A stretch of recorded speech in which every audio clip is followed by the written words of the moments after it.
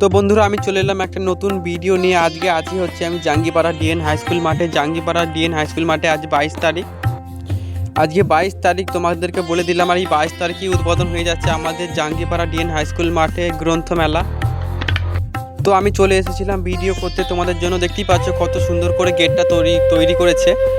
তোমরা এই জাঙ্গিপাড়া গ্রন্থমেলায় আসো, এই মেলাতে তোমরা আসতে পারো। এসে যারা বই পড়তে ভালোবাসো, গল্পের বই এবং নানান ধরনের বই পড়তে যারা ভালোবাসো তাদের জন্য থাকছে বই। আরও অনেক কিছু আছে। তোমরা এই মেলায় এসো আর নানান ধরনের জিনিস পাবে এই মেলার মধ্যে।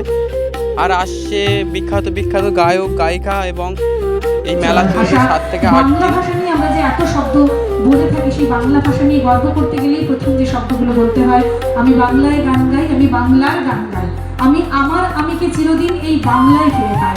এই বাঙালি এবং বাংলা হওয়ার যে গর্ব, যার গান, যার শব্দ, যার সুরের মধ্যে দিয়ে আমরা পাই, সেই শ্রদ্ধেয় প্রয়াত সঙ্গীত শিল্পী প্রতুল মুখোপাধ্যায় মঞ্চে।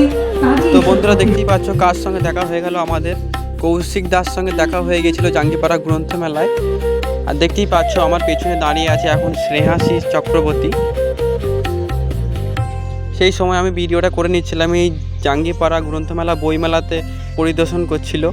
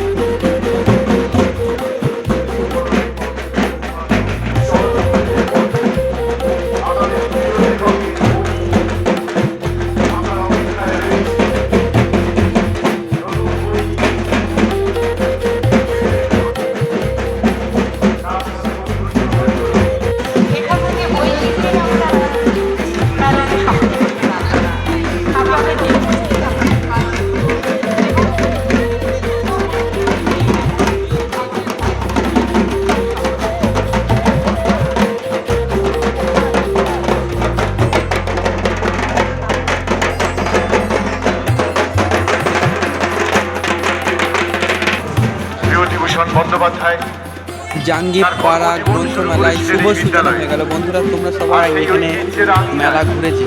39তম হুগলি জেলা গ্রন্থমেলার শুভ সূচনা হতে চলেছে এই মুহূর্তে।